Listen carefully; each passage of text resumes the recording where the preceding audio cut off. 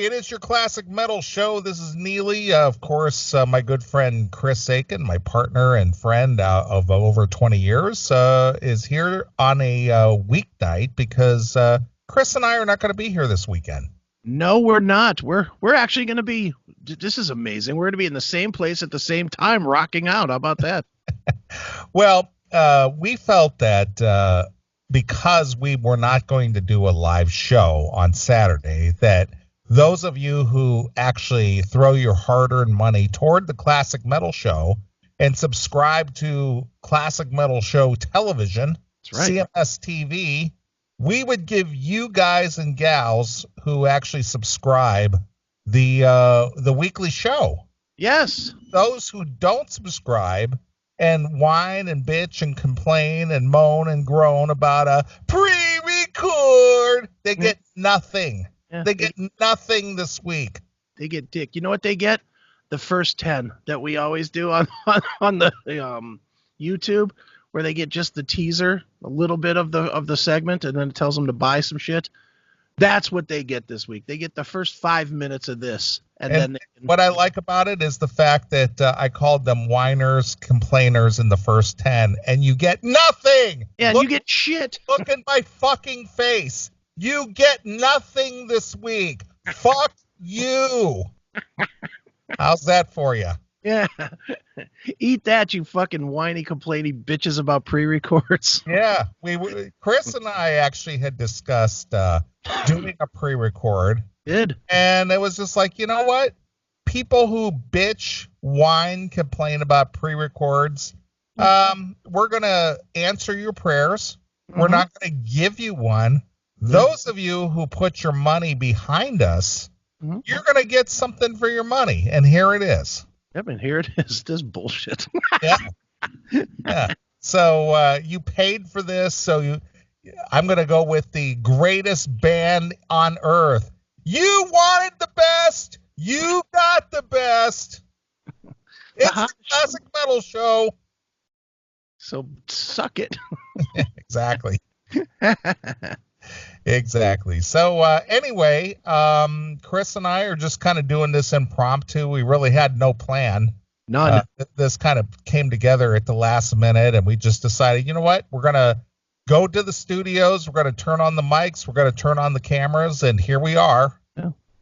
And we're pretty good at ad-libbing. Yeah. That's how we do the show every other week. So why is this any different? Exactly. So since we're doing an ad-lib show, we might as well jump into something that's painful, dirty, and uncomfortable. Okay. I'm going to give this credit to our good friend in Australia, Ozzy Ace. All right. He actually emailed me today, and he sent over a link to this story, all right, which is kind of bizarre. Ozzy Ace in himself is kind of bizarre. Yeah, I'd say. He's an interesting character for sure. In fact, he's emailing me right. This guy just emails me 24 hours a day. He's probably got email on his phone, and then he's got send Neeley email on his phone. Yeah, he does. And so anyway, he sent me an email today. It says fun news items. Okay. And he sends me a bunch of links to a bunch of shit. Okay. And so I scroll through there because if you ever see Ozzy Ace's email, the way that he writes his email, he never writes in complete sentences. Right. He writes in like cryptic sentences. It's like I can't even explain it to you. He like puts like 3 or 4 words together and then puts like a question mark behind it. So you have to sort of try to decipher what he means.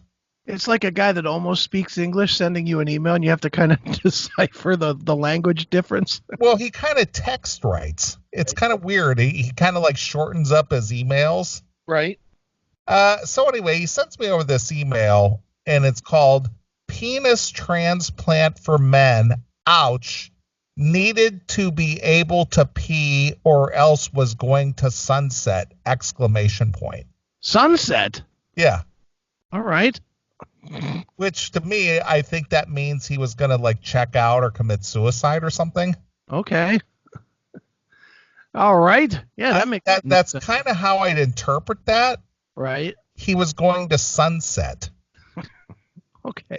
So here in America, I'm reading this. It's like, what the fuck is he saying? So I guess, whatever. But anyway, a U.S. Navy veteran who is one of the only 4 penis transplant patients in the world reveals he considered suicide or sunset after losing both legs in Afghanistan, but now feels normal because he can pee standing up and he gets erections.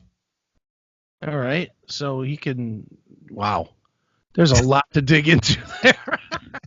So he has no legs. Yeah. So he basically probably has to have one of those bedpans on the floor. Right. If he wants to pee standing up. I'm sure he must have like, Jesus, dude. I'm sure he has a prosthetic leg or something. Oh, okay. All right. He probably has those blades like that guy who blew his girlfriend away in the bathroom. Oscar Pistorius. Or whatever his name. Yeah, that guy. So he probably got hit with some bomb that blew his legs and his dick off. Is that what we're saying? And it didn't really say what the extent of his injuries were, but he lost his legs in Afghanistan apparently and caused his dick to either be mangled or non-existent, or as you just so eloquently put it, blew his dick off. He lost all 3 legs in Afghanistan. He lost both the long ones and the short one. That's right. A veteran who received the 4th and most complex penis transplant. Now, when they say penis transplant, what comes to mind to you, Jennifer? Cut off somebody else. That's what I'm saying. So did they remove a penis from a corpse and like sew it onto him? Dude, you've got a dead guy's dick. Or as Chick would say, you're a dead lay. I wonder if that is indeed the case, if you get to choose first, if you like look at him and say, man, that one's not even as big as the one I had. Give me another one. Get me a bigger one. Can't you find somebody with 12 inches? Isn't there a dead guy with a foot-long cock over there somewhere? Well, Jeff Tate is still walking the earth. Yeah, true, but there's got to be other big dicks that are dead, aren't there? I mean, how do you choose? Do you just take whatever the fuck is given? Well, I guess they put you under and go, yeah, we're going to give you a new dick. When you wake up, you'll have a new cock. But, I mean, is it like breast surgery where you, like, look at the different tits and say, yeah, I like those or I don't like those? Or... When you say go bigger, that just did remind me of, since you're talking about that movie Bad Teacher with Cameron Diaz. Yeah. Go bigger. Because you wanted bigger tits. Right. I just can't imagine. I mean, how do you get it to match the skin color? Or does it look like those old patchy pants that people used to wear in the 70s? Well, apparently Michael Jackson got away with it. Yeah, true. He had patch dick from what the witnesses say anyway. Right. Just the whole thing. Wow. This sounds really. I have a lot of questions about this story. All right. It's a good way to start off the show. Yeah, no kidding. Wow. Your money well spent. Yes. So a veteran who received the 4th and most complex penis transplant ever performed after an explosion in Afghanistan blew off most of his lower body has revealed it was the best decision he ever made. Sounds like it. The U.S. Navy corpsman, known as Ray, was tending to a wounded soldier during the ambush by the Taliban when he stepped on a roadside bomb in 2010. Ray, who was in his 30s, lost both his legs, genitals. So I guess you were right. He blew his dick off. Oof. And part of his abdomen wall, and was forced to learn how to walk on prosthetic legs after the tragic accident. Okay. So there had to have been some stumps left, yeah? Yeah, there had to be something. I mean, he didn't lose it. Doesn't sound like he lost his hips. Right. So he kept at least that part. Exactly. Speaking for the first time since